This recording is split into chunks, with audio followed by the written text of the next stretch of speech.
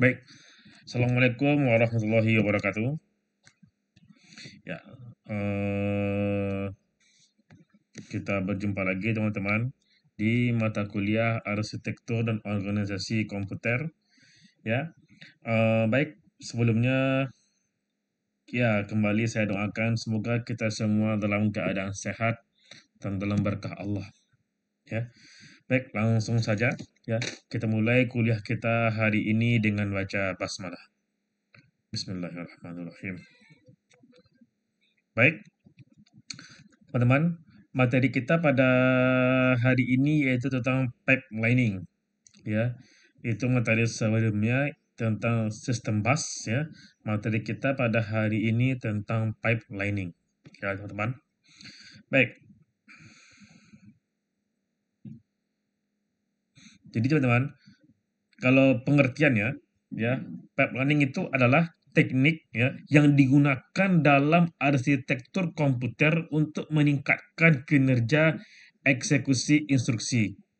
Ya, ini dilakukan dengan membagi proses eksekusi instruksi menjadi serangkaian langkah atau tahapan yang saling terkait, ya, dan memproses beberapa instruksi secara bersamaan dalam setiap tahapan tersebut, ya. Dan teman-teman, dengan cara ini setiap tahapan pipelining dapat memproses instruksi yang berbeda secara bersamaan, dan ini dapat meningkatkan throughput atau jumlah instruksi yang diproses dalam satu siklus clock, ya. Jadi kalau bahasa eh, kita bisa bahaskan lagi ya, pipelining ini teknik dalam arsitektur komputer yang digunakan untuk meningkatkan ya. Jadi gunanya itu, jadi teknik ini di arsitektur komputer ya yang digunakan untuk meningkatkan kinerja CPU ya dengan mengeksekusi beberapa instruksi secara bertumpuk atau eh, bertahap gitu ya, bertumpuk bertahap atau overlapping ya. Jadi bisa kita teman-teman, jadi bisa kita ibaratkan seperti proses di jalur perakitan sebuah mesin gini. Dia ada sebuah pabrik ada perakitan ya, pabrik perakitan. Nah, setiap bagian dari instruksi dieksekusi oleh tahap yang berbeda secara paralel ya dengan instruksi lain. Kalau kita analogikan ya secara sederhana ya, misalnya kita ingin mencuci mobil ya. Kita ingin mencuci mobil. Kalau kita mencuci mobil, tentu kita nanti ada membasahkan mobil ya. Kita ada membasahkan mobil, menggosok mobil dengan sabun, membilas mobil, mengeringkan, dan kalau nanti memoles ya, kalau ingin lebih bagus ya. Berarti ada 5 langkah ya. Yang pertama itu membasahkan mobil, menggosok mobil dengan sabun, membilas mobil, mengeringkan, dan memoles. Ya, langkah mencuci mobil. Nah, kalau kita pakai pipelining ya, maka eh misalnya ada beberapa mobil lah, misalnya ada beberapa mobil, maka kita selesaikan satu mobil dulu seluruhnya, baru kita lanjut ke mobil lain.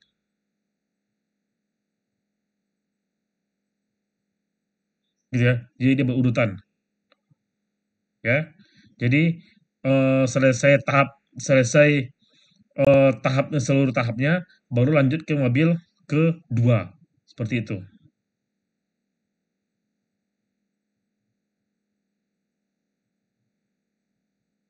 ya.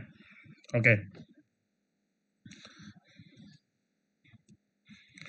Nih, konsep dasarnya, ya, konsep dasar pipelining ini adalah dia membagi eksekusi instruksi menjadi beberapa tahapan atau langkah yang disebut dengan stage.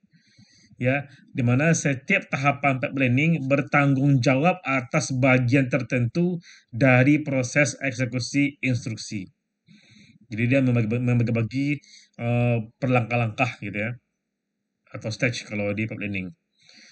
Setiap tahapan pipe planning memiliki input dan output yang tersambung dalam pipa atau pipeline, ya, yang memungkinkan instruksi untuk mengalir dari satu tahapan ke tahapan berikutnya dalam pipa tersebut.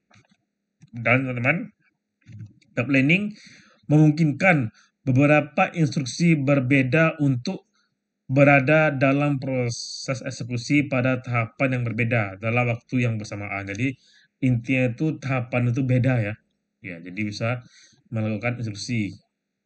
Beda tahap atau beda langkah-langkahnya dalam satu waktu bisa. Tahapan planning.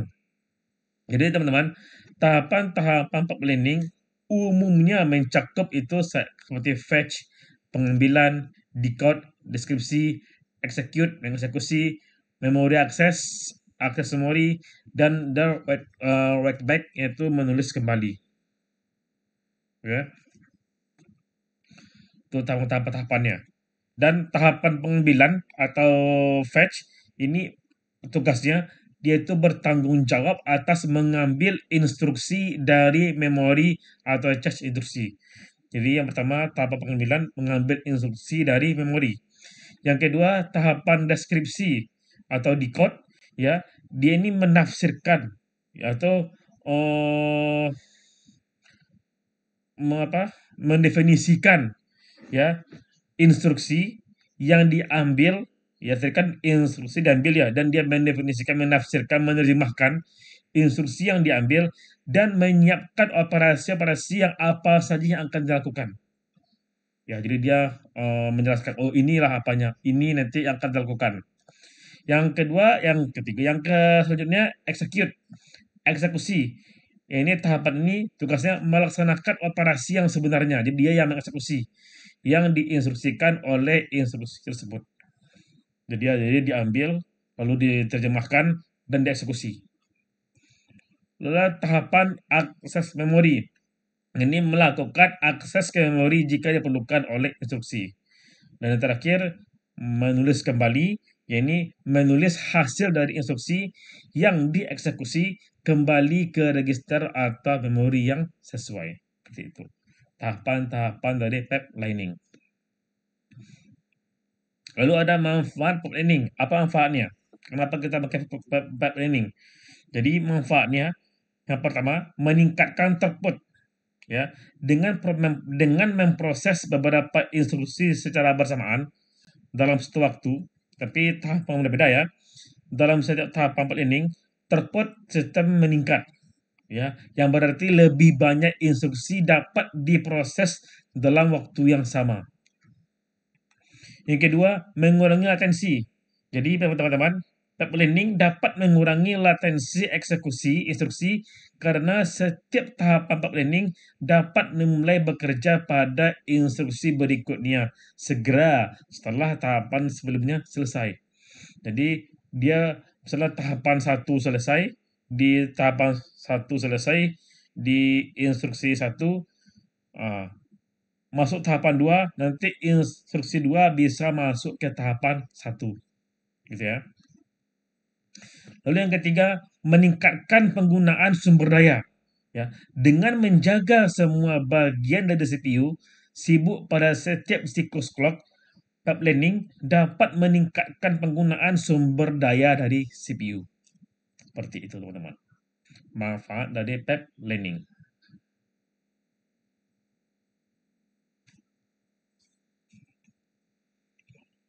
Nah, ini kita masuk ke kendala dari pipelining. Masalah-masalahnya. Yang pertama terdapat itu bisa terdapat overhead, yaitu pipelining memerlukan pengaturan awal dan sinkronisasi antara tahapan-tahapan pipelining ya yang dapat menyebabkan overhead tambahan pada sistem. Yang kedua, resiko konflik ya.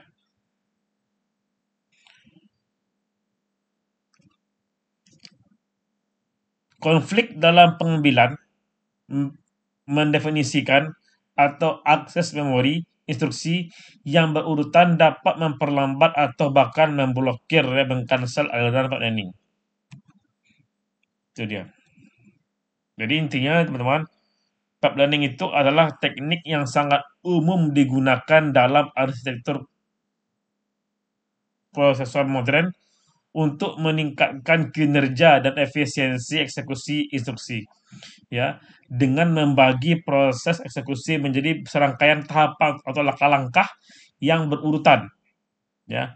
Pipelining memungkinkan sistem untuk menjalankan lebih banyak instruksi dalam waktu yang sama dan dapat meningkatkan kinerja secara keseluruhan. Itu dia pipelining, teman-teman.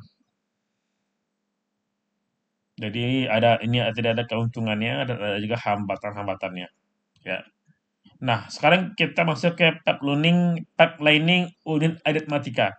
Jadi, unit aritmatika adalah bagian dari CPU yang bertanggung jawab untuk melakukan operasi matematika seperti penjumlahan, pengurangan, perkalian, dan pembagian, ya.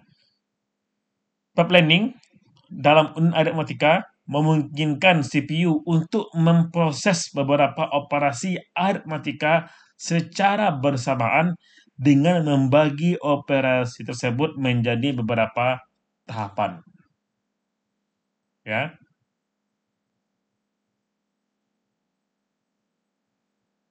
Jadi intinya eh, dengan pipelining, ya, nanti adanya teknik, ya, nanti akan membuat teknik membagi proses perhitungan matematika seperti penjumlahan, perkalian, pengurangan, pembagian ke beberapa tahap atau stage atau langkah, ya, sehingga nanti operasi-operasi perkalian, penjumlahan semuanya itu bisa dilakukan secara paralel pada beberapa data atau instruksi seperti itu, teman-teman, ya.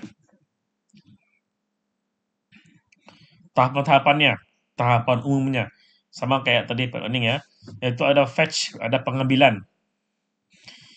Dia nanti akan mengambil instruksi aritmatika dari memori, ya, sama kemarin. Ada decode yang mendefinisikan, dia akan menafsirkan atau menerjemahkan instruksi aritmatika yang telah diambil, ya, dan menyiapkan operan-operan yang diperlukan. Jadi apa aja nanti operasi-operasi atau instruksi yang akan dilakukan, dia akan menyiapkannya. Yang kedua, execute, melakukan operasi aritmatika yang sebenarnya pada operasi-operasi atau operan-operan. Yang keempat, memori akses memori. Ini dia akan mengakses memori jika memerlukan pembacaan atau penulisan data dari atau ke memori.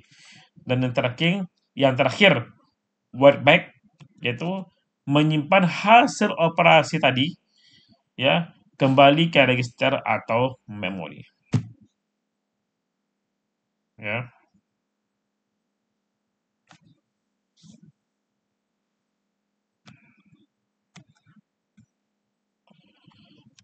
Jadi teman-teman, dengan pipelining, setiap tahapan ini dapat memproses instruksi yang berbeda secara bersamaan.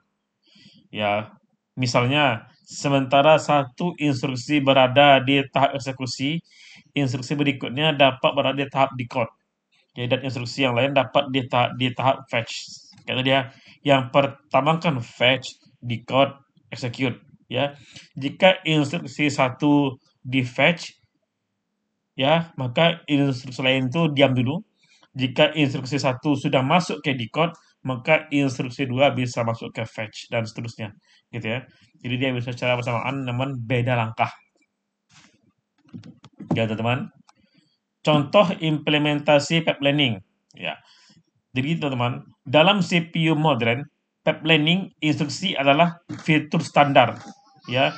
Sebagai contoh, dalam arsitektur RISC, Reduced Instruction Set Computing, ya, instruksi-instruksi yang sederhana dan seragam sangat cocok untuk diproses dalam pipeline karena setiap instruksi memerlukan waktu yang hampir sama untuk dieksekusi dan dapat diproses secara paralel dalam tahapan-tahapan pipeline yang berbeda. Jadi ini sudah fitur yang digunakan ya, sudah banyak digunakan dan hampir semua sudah menggunakannya karena banyak manfaatnya. Dan jadi dalam intinya secara keseluruhan pipelining adalah teknik yang sangat penting dalam arsitektur komputer untuk meningkatkan kinerja eksekusi instruksi dan operasi aritmatika dan dapat memungkinkan pemrosesan yang lebih cepat dan efisien. Itu dia pipelining di aritmatika. Oke, teman-teman. Nah, sekarang kita bandingkan proses menggunakan pipelining dengan tanpa menggunakan pipelining. Jadi, perbedaan utama proses menggunakan pipelining dan tanpa menggunakan pipelining terletak pada cara instruksi dieksekusi dan efisiensi pemrosesan instruksi dalam sebuah prosesor. Ini ada penjelasan rincinya ya tentang perbedaan itu. Contoh, ini proses tanpa pipelining. Ada eksekusi serial, ya. Tanpa pipelining, setiap instruksi dieksekusi secara serial. Artinya lurus saja, tidak ada nanti saling bertumpuk ya. Artinya satu instruksi harus sepenuhnya selesai. Jadi selesai dulu semuanya sebelum instruksi berikutnya mulai dieksekusi. Jadi dalam satu waktu itu hanya ada satu instruksi yang jalan sampai akhir, baru nanti ada instruksi kedua. Lalu yang kedua, instruksi-instruksi diproses satu per satu dalam urutan fetch, decode. Jadi instruksi itu harus melalui langkah fetch, decode, execute, memory access, dan write back. Baru selesai semua, baru nanti masuk ke instruksi kedua. Gitu ya. Jadi sampai akhir baru nanti instruksi kedua bisa dijalankan. Dari segi tahapan eksekusinya, ya, prosesor menyelesaikan semua tahapan untuk satu instruksi sebelum memulai instruksi berikutnya. Seperti tadi yang kita bilang ya. Yang kedua, jika sebuah instruksi membutuhkan 5 siklus clock untuk dieksekusi, maka instruksi berikutnya baru bisa mulai dieksekusi setelah 5 siklus itu selesai. Baru masuk ke tahap berikut, baru masuk ke instruksi berikutnya. Terpotnya bagaimana? Jumlah instruksi yang dieksekusi pada satu waktu lebih rendah karena hanya satu instruksi yang jalan pada satu waktu. Yang kedua, waktu total untuk mengeksekusi sejumlah instruksi menjadi lebih lama karena tidak ada tumpang tindih dalam eksekusi instruksi. Ya. Nah, sekarang bagaimana dengan pipelining? Maka dia eksekusinya itu bersifat paralel, bukan lagi serial. Kenapa? Dengan pipelining, beberapa instruksi dieksekusi secara paralel dalam tahapan yang berbeda dari pipeline. Sementara satu instruksi berada dalam tahap fetch, instruksi berikutnya bisa berada dalam tahap decode atau execute atau mungkin memory access ya dan sebagainya. Tahapnya berurutan dan tumpang tindih. Nah, ini dia. Jadi, instruksi-instruksi dieksekusi dalam tahapan yang tumpang tindih. Sehingga setiap tahapan pipeline atau selalu sibuk memproses bagian yang berbeda dari instruksi yang berbeda. Misalnya, dalam sebuah pipeline terdapat 5 tahap. Setelah 5 siklus clock pertama, prosesor bisa mengeksekusi hingga 5 instruksi secara paralel, secara bersama-sama. Ya, yang penting tahapan yang berbeda. Jadi nanti prosesor bisa mungkin nanti mengeksekusi instruksi 1 di tahapan write back ya. Instruksi 2 di tahapan access memory, instruksi 3 di tahapan execute, instruksi 4 di tahapan decode, instruksi 5 di tahapan fetch ya. Jadi bisa 5 tahapan dalam satu waktu.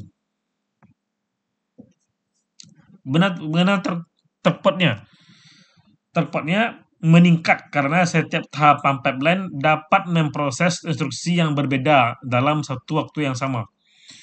Waktu yang dibutuhkan untuk mengeksekusi beberapa instruksi berkurang lebih cepat ya, jadi lebih cepat secara signifikan karena tumpang tindih eksekusi instruksi. Itu dia ya. Jadi kesimpulannya, dia bisa efisiensi eksekusi, di mana tanpa pipelining, proses eksekusi instruksi kurang efisien karena setiap instruksi harus menunggu hingga selesai instruksi sebelumnya.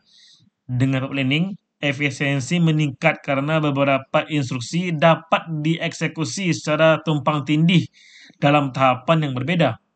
Ya, ini dapat mengurangi total waktu eksekusi, dia lebih cepat jadinya. Yang kedua, kinerja prosesornya. Ya, pipelining meningkatkan kinerja prosesor dengan meningkatkan throughput. Ya, ini memungkinkan lebih banyak instruksi dieksekusi dalam satu waktu yang sama. Ini membuat sistem lebih cepat dan lebih responsif, terutama saat menjalankan program yang membutuhkan banyak operasi instruksi. Sudah. Yang terakhir, pipelining adalah teknik yang sangat efektif untuk meningkatkan kinerja prosesor dengan memanfaatkan eksekusi paralel instruksi, meningkatkan efisiensi, dan mengurangi waktu total eksekusi program. Itu dia mengenai pipelining. Nah, sekarang masuk ke faktor penghambat pipelining. Apa aja faktor-faktor penghambatnya? Ya, itu hambatan-hambatannya ya. Yang pertama, data hazard ya. Data hazard atau bahaya data ya. Data hazard atau bahaya data terjadi ketika ada ketergantungan data antara instruksi-instruksi yang sedang diproses dalam pipeline. Ada 3 jenis utama data hazard. Yang pertama, read after write raw. Ya, ini terjadi ketika instruksi berikutnya membutuhkan data hasil dari instruksi sebelumnya yang belum selesai. Ya, berarti ini nanti akan jadi kendalanya. Ya, misalnya untuk melanjutkan eksekusi berikutnya kita butuh hasil dari eksekusi sebelumnya. Maka dia tetap akan menunggu nantinya. Yang kedua, wait after read war, yaitu terjadi ketika instruksi berikutnya menulis di lokasi yang sedang dibaca oleh instruksi sebelumnya, sehingga nanti ada tumpang tindih penulisan. Ada wait after write wow, ya. Terjadi ketika dua instruksi menulis di lokasi yang sama dan urutan penulisan harus dipertahankan. Jadi walaupun nanti, jadi itu nanti harus kita apakan, dia nanti dalam tempat yang sama namun urutannya tetap yang dulu itu yang dulu ditulis itu yang di instruksi duluan.